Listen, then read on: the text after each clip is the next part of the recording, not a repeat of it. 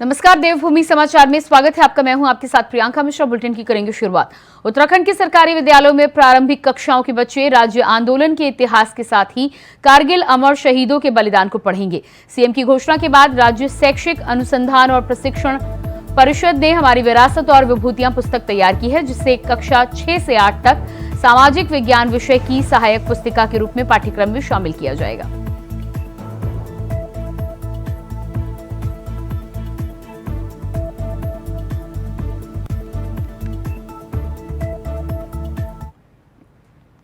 उत्तराखंड में पिछले एक सप्ताह में मलिन बस्तियों के मामले ने बहुत तेज गति से तूल पकड़ा है। इसके पीछे कारण है देहरादून नगर निगम, एमडीओ और मसूरी नगर पालिका द्वारा शहर की मलिन बस्तियों में जारी किए गए तकरीबन 504 ध्वस्तीकरण के नोटिस, जिसमें मसूरी देहरादून प्राधिकरण ने 403 नोटिस और देहरादून नगर निगम ने 87 नोटिस और मसूरी नगर पालिका ने 14 नोटिस भेजे हैं।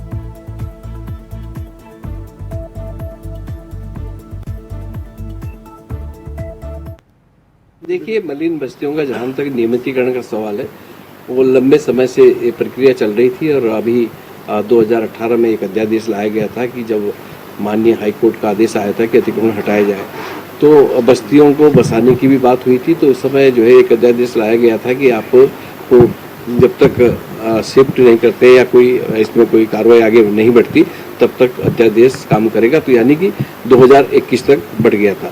अब सवाल इस बात का है कि फिर भी अध्यादेश लाना पड़ा। मैं अपने मुख्यमंत्री जी को धन्यवाद ज्ञापित करना चाहूँगा कि फिर उन्होंने 3 साल का और बढ़ाया, जो अभी 21 अक्टूबर 24 को अध्यादेश समाप्त हो रहा है। इस परिधि में एक एनजीटी का किसी ने रिट दायर किया है और उसके निमित्त ये कहा गया है कि जो नदी के किनारे जो मकान बने हैं, यानी कि 11 मार्च 2016 के बाद उनको तत्काल प्रभाव से हटाया जाए, जिसमें एमडीडी ने और नगर निगम ने और नगर पालिका मसूरी ने कुछ नोटिस जारी की है। आप जानते हैं कि जो एनजीटी ने एक ऑर्डर पास किया है और उसको लेके ये समस्या भी हमारे सामने है। और बड़ी बात क्या है कि हमारे यहाँ बहुत से लोगों ने इंक्रोचमेंट किया है। अब मेरा व्यक्तिगत यदि आप मत समझे तो वो तो ये है कि इंक्रोचमेंट जिस टाइम हो रहा है उस टाइम उसको रोका जाना चाहिए।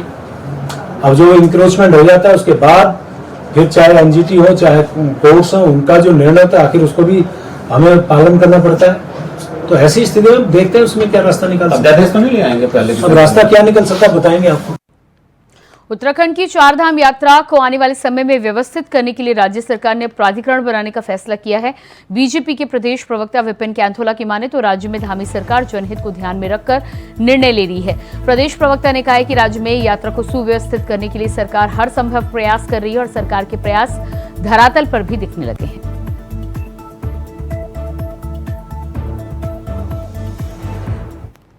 हमारी सरकार देखिए जनता द्वारा चुनी हुई सरकार है और कोई हिटलर शाही के फैसले हम करते नहीं हैं। और कई बार देखा भी गया है कि अगर जो उन निर्णयों से जनता को या हमारे उत्तराखंड के लोगों को परेशानी है तो उसको बदलने का काम भी हमने किया। तो निश्चित रूप से सभी लोगों से बात करके, मैंने कहा ना, हितधारकों से बात करके, समाज से, पंडा समाज से बात करके, सभी लोगों से बात करके किस प्रकार से हम इस यात्रा को और बेहतर बना सकते हैं। क्योंकि ये यात्रा जिस प्रकार से आप देख रहे हो कि श्रद्धालु रिकॉर्ड मात्रा में जो है उत्तराखंड की और 4 धाम की यात्रा कर रहे हैं, तो ये आने वाले समय में उत्तराखंड के लिए बहुत बड़ी आर्थिक का जरिया बन सकता है। यहाँ के लोगों को, यहाँ के युवाओं को अपने प्रदेश में, अपने ज़िले में, अपने गांव में रोजगार मिलेगा। तो निश्चित रूप से सभी लोगों को से बात करके, सभी लोगों को से चर्चा कर आने वाले समय में बेहतर निर्णय हम ले सके, इस पर सरकार काम करेगी। उत्तराखंड में 4 धाम यात्रा को सुव्यवस्थित करने के लिए निकट भविष्य के लिए सरकार प्लानिंग तैयार कर रही है। उसके लिए बाकायदा प्राधिकरण बनाने की तैयारी सरकार के स्तर पर की जा रही है। प्राधिकरण में यात्रा को किस प्रकार से सुव्यवस्थित किया जा सकता है, यानी हरिद्वार से लेकर केदारनाथ तक, गंगोत्री यमुनोत्री धाम तक, बद्रीनाथ धाम तक कैसे यात्रा को सुव्यवस्थित किया जाता है, उसके लिए बाकायदा प्राधिकरण बनाने की तैयारी यहाँ पर हो रही है। उसके लिए नियम होंगे, एक प्लान तैयार होगा कि किस प्रकार से यात्रा को संपन्न किया जा सकता है। इसके लिए ये कह सकते हैं कि शासन स्तर पर कसरत शुरू हो चुकी है, अधिकारियों को दिशा निर्देश दिए जा चुके हैं और एक मानक बनाने का काम शुरू हो चुका है। लेकिन दूसरी तरफ कह सकते हैं कि इस प्राधिकरण को लेकर सियासत भी तेज होने लगी है, क्योंकि पूर्व मुख्यमंत्री त्रिवेंद्र सिंह रावत की तरफ से देवस्थानम बोर्ड का गठन यहाँ पर किया गया था, जिसे वर्तमान सरकार की तरफ से निरस्त करने का काम किया गया था। इस देवस्थानम बोर्ड में भी इसी यात्रा को सुव्यवस्थित करने के तरीकों को लेकर बातचीत की गई थी और कहा गया था कि धामों में सुव्यवस्थित तरीके से किस प्रकार से यात्रा संचालित की जाती है उसको लेकर काम होगा। लेकिन जिस प्रकार से प्राधिकरण को लेकर फिर चर्चा होने लगी है, तो ऐसे में फिर राजनीति भी तेज हो चुकी है और विपक्ष की तरफ से सत्ता पक्ष पर आरोप लगाने का काम किया जा रहा है, जबकि सत्ता पक्ष के कुछ विधायक अब भी देवस्थानम को लेकर अपनी ही सरकार को घेरते हुए नजर आ रहे हैं। कैमरामैन हसनाल साथ अभय कैंतुरा, इंडिया वाइज, देहरादून।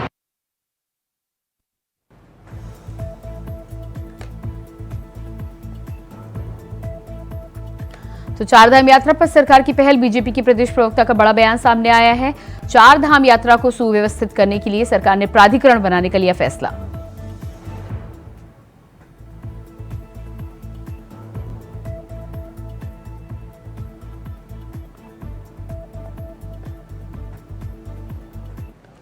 और इसके बाद आइए आपको सीधे लिए चलते हैं राजधानी दिल्ली, जहां पर प्रधानमंत्री नरेंद्र मोदी इस समय जनता को संबोधित कर रहे हैं। क्या कुछ कह रहे हैं आप भी सुनिए।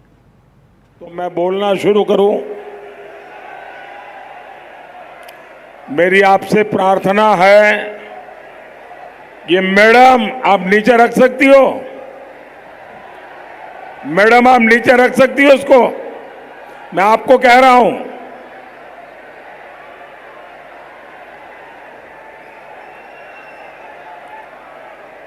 अगर आप लोग इजाजत दें तो मैं अपना बोलना शुरू करूं।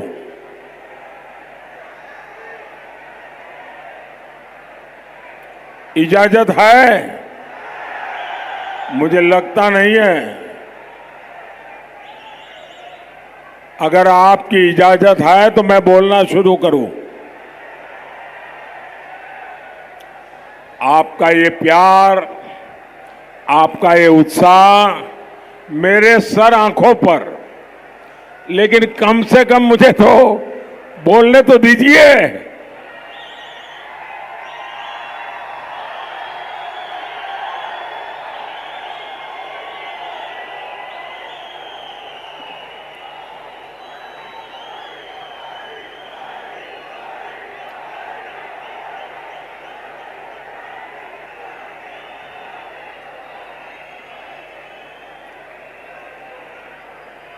साथियों, देश ने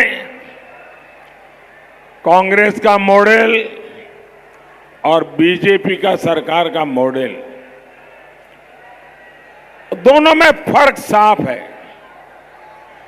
कांग्रेस और इंडी गठबंधन वालों को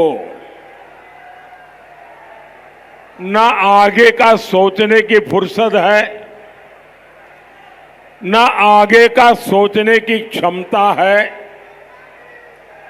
न ही उनको हमारे संसाधनों का उचित उपयोग करने की आदत है, न ही उनको अपनी गति तेज करने की, रफ्तार तेज करने की क्षमता है। इन लोगों ने 60 साल तक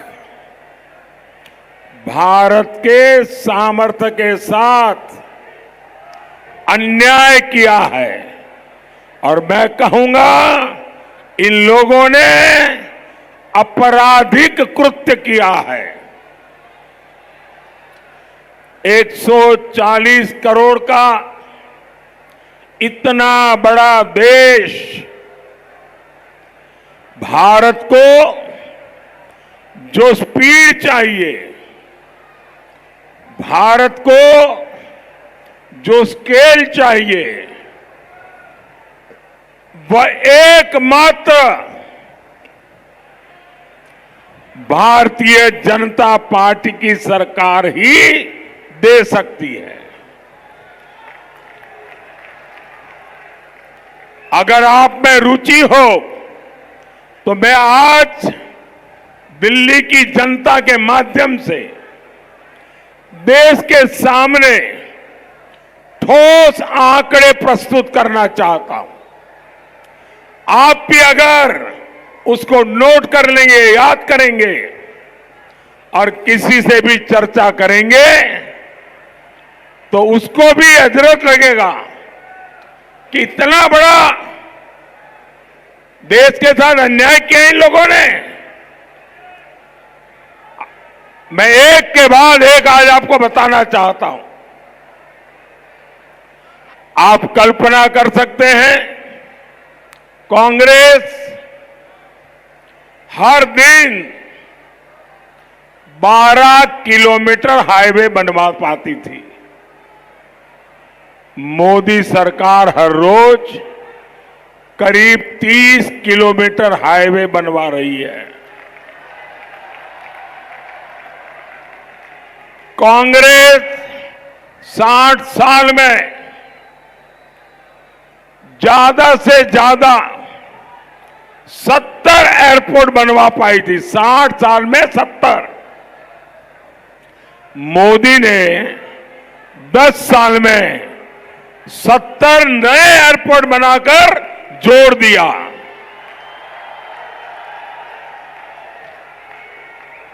साठ साल में कांग्रेस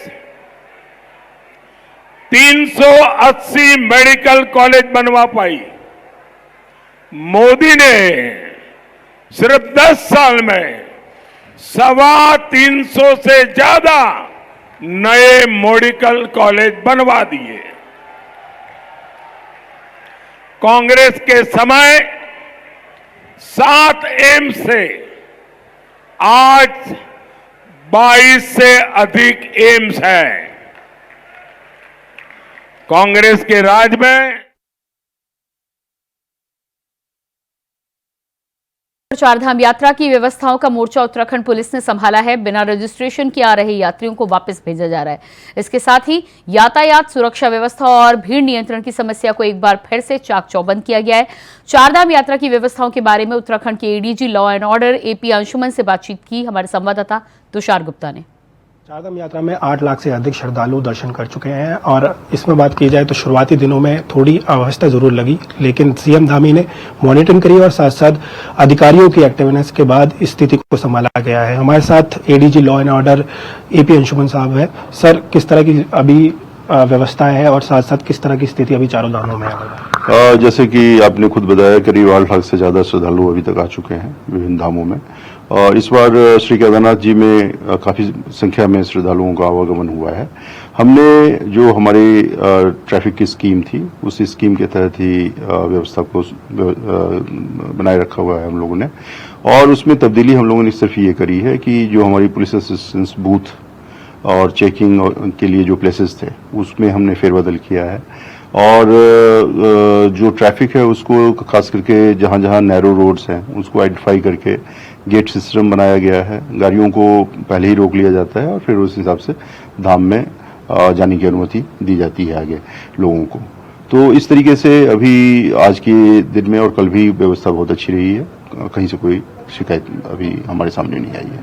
सर, एक रूल आया था कि 50 मीटर के अंदर रील्स वीडियोग्राफी नहीं हो सकती, उसको कैसे अप्लाई किया जा रहा है और किस तरह श्रद्धालुओं से रीच किया जा रहा है, उसके बारे में आप जानते होंगे कि हम ऑपरेशन मर्यादा भी चला रहे हैं। ऑपरेशन मर्यादा के तहत हमने जगह जगह फ्लेक्सी बोर्ड लगाया है जिसमें लोगों से मर्यादित आचरण करने के लिए कहा गया है। और एक केवल पूर्व में शिकायत आई थी, जो इस वर्ष की नहीं है, पूर्व वर्ष में आई थी। बाकी अभी तक कोई इस तरह की रील्स बनाने की कोई ऐसी समस्या नहीं आई है। लोग बहुत ही मर्यादित तरीके से आ रहे हैं और दर्शन करके वापस जा रहे हैं। सर, क्राउड मैनेजमेंट को शुरुआत में लेकर और यातायात को लेकर थोड़ी परेशानी जरूर आई, लेकिन अब क्या स्थिति है? अब स्मूथली चल रहा है यातायात? हाँ, बिल्कुल स्मूथली चल रहा है। जैसा कि आप जानते होंगे, बहुत ही बड़ी संख्या में रजिस्ट्रेशन हो गया था और बहुत सारे लोग जिनका बाद का रजिस्ट्रेशन था वो लोग भी शुरुआत में आ गए थे, तो उससे एक कुछ समस्या पैदा हो गई थी। फिर रजिस्ट्रेशन को लेकर के समस्या थी। आप जानते होंगे 31 मई तक रजिस्ट्रेशन जो है बंद है अभी। तो ये सब मेजर्स लेने के बाद जो माननीय मुख्यमंत्री जी का निर्देश था, उसके क्रम में अभी यातायात व्यवस्था को सुचारू रूप से कर लिया गया है। तो सर, अगर मैं हाई लेवल अधिकारियों की बात करूं तो क्या दिशा निर्देश फिलहाल आपके तौर से दिए जा रहे हैं जो पुलिसकर्मी वहां पर काम कर रहे हैं? इसी क्रम में मैंने कल भी एक वीडियो कॉन्फ्रेंस के माध्यम से अपने वरिष्ठ अधिकारियों की बैठक करी थी और इसमें हमने जो हमारे जितने ट्रैफिक पॉइंट्स हैं, जितने भी आईपी बेस्ड कैमराज हैं, जितने हमारे ड्रोन का फुटेज यूज हो रहा है, उस सब का विश्लेषण जो कंट्रोल रूम में किया जा रहा है और जहां जहां भी पुलिस व्यवस्था लगी है उसमें कोई फेरबदल करने की अगर आवश्यकता है तो उसको रीडिप्लॉय करने के लिए हमने सभी पुलिस अधीक्षक और वरिष्ठ पुलिस अधीक्षक को निर्देशित कर दिया है और उसके अनुरूप वो कार्य कर रहे हैं, जिससे कि यातायात व्यवस्था पहले से बेहतर हुई है। ये होता है कि जब यात्री आते हैं तो उन्हें समय लग रहा है, तो कहीं ना कहीं चिड़चिड़ा यात्री हो जाता है, उसके बाद पुलिस को भी उनके साथ समन्वय बनाना होता है, तो उसमें किस तरह से कार्य किया जा रहा है ताकि यात्रियों के साथ समन्वय बन सके और एक अच्छी यात्रा उन्हें हम दे सके? देखिए, हमने पुलिस फोर्स की जो ब्रीफिंग करके हम भेजते हैं उसमें सबसे पहले ये एक बहुत महत्वपूर्ण बिंदु ये भी रहता है कि किस तरीके से आप अपने पेशेंट्स को लूज ना करें। तो जो हमारे श्रद्धालु आते हैं उनको घंटा भर, आधा घंटा, पौन घंटा रुकना पड़ता है जहाँ भी गेट सिस्टम चल रहा है, तो उसमें कई सारे लोग एजिटेटेड हो जाते हैं। तो पुलिसकर्मी को बिल्कुल ही निर्देशित किया गया है कि वो अपना कूल न खोएं और लोगों को समझा बुझा करके फिर उनको उनके गंतव्य पर भेजें। देखिए, बिल्कुल जिस तरह से शुरुआती दिनों में अवस्थाएं जरूर दिखाई दी, लेकिन फिर एक बार उत्तराखंड पुलिस लगातार कोशिश कर रही है कि जो यातायात व्यवस्था हो, सुरक्षा व्यवस्था हो और साथ साथ जो भीड़ नियंत्रण हो वो चारधाम में चौमुखी हो सके और चाक चौबंद हो सके। कैमरा जर्नलिस्ट हर्ष सुनियाल के साथ मैं तुषार गुप्ता, इंडिया वॉइस, देहरादून। उत्तराखंड में हो रही चारधाम यात्रा इस वक्त अपने चरम पर है। देश विदेश से कई यात्री इस वक्त उत्तराखंड का रुख कर रहे हैं। इतनी बड़ी भीड़ को नियंत्रित करना पहले से ही पुलिस विभाग के लिए एक चुनौती बनी हुई थी, तो वहीं अब एक और नई चुनौती सामने आई है जिसने विभाग की नींद उड़ा दी है। भीड़ को नियंत्रित करने के उद्देश्य के साथ ही साथ 31 मई तक यात्रा के लिए ऑफलाइन रजिस्ट्रेशन पर रोक लगाने के बाद कई ट्रैवल कंपनियां फर्जी रजिस्ट्रेशन तैयार कर लोगों को चारधाम में भेजने का काम कर रही हैं। मिली जानकारी के अनुसार ऐसी 4 ट्रैवल एजेंसियां हैं जिन पर पुलिस विभाग ने मुकदमा दर्ज किया है। ADG law and order AP Anshuman की माने तो फर्जी रजिस्ट्रेशन कर यात्रा में आने वाले लोगों और फर्जी रजिस्ट्रेशन तैयार कराने वाली एजेंसियों के खिलाफ पुलिस विभाग मुहिम छेड़ चुका है। ऐसे लोगों पर कठोर से कठोर कार्रवाई की जाएगी। ऑपरेशन मर्यादा का लगातार ये किया जा रहा है और इनफैक्ट जितने भी हमारे तमाम पुलिस अधीक्षक हैं उनको निर्देशित किया गया है कि जो अमर्यादित आचरण कर रहा है, जो उस धाम की सैंक्टिटी के अगेंस्ट है, तो उनके खिलाफ कार्रवाई की जाए। इसके साथ मैं चारधाम में एक और बात बताना चाहूंगा। शुरुआत में जो भीड़ हुई, उस भीड़ में कुछ ऐसे भी हमें प्राप्त हुए कि कुछ जो रजिस्ट्रेशन था वो फर्जी किस्म का था। तो जहां जहां इस तरह के प्रकरण सामने आए हैं, हमने उन व्यक्तियों को जिन्होंने उस रजिस्ट्रेशन को जारी किया था उनके खिलाफ बेहतरीन कार्रवाई हुई। चारधाम यात्रा में इस बार रिकॉर्ड तोड़ पंजीकरण हुए हैं, लेकिन कुछ यात्री फर्जी पंजीकरण लेकर केदारनाथ धाम या फिर चारों धामों में पहुंच रहे हैं, जिससे कहीं ना कहीं जो समस्या है वो अत्यधिक बढ़ गई है पुलिस के लिए। और पुलिस ने करीब 4 मुकदमे यहाँ पर ट्रैवल एजेंसी के खिलाफ लिखे हैं, क्योंकि ट्रैवल एजेंसी जो यात्री यहाँ पर आ रहे हैं उनको उकसाती है कि वो फर्जी पंजीकरण कराएं और उसके बाद यात्रा करें, जिसके बाद पुलिस प्रशासन भी सख्त हुआ है। और पूरे उत्तराखंड में बात करूँ तो 4 से अधिक मुकदमे दर्ज किए गए हैं, जिसके बाद पुलिस जल्द इन पर कार्रवाई करने वाली है और इन्हें जल्द जेल पहुंचाने वाली है। वहीं अगर पुलिस विभाग की बात करें तो ADG law and order AP Anshuman ने साफ तौर पर कहा है जो पंजीकरण करा के आएंगे उनकी ही चारधाम में एंट्री हो सकती है, वो ही दर्शन कर सकते हैं। तो यात्री से ही अपील की गई है, कृपया यहाँ पर आकर आने से पहले ही जो पंजीकरण है वो कराएं ताकि कोई भी समस्या उन्हें ना उठानी पड़े। कैमरा जर्नलिस्ट हर्ष सुनियाल के साथ मैं तुषार गुप्ता, इंडिया वॉइस, देहरादून। और इसी के साथ फिलहाल इस बुलेटिन में इतना ही। खबरों का सिलसिला जारी रहेगा। नमस्कार।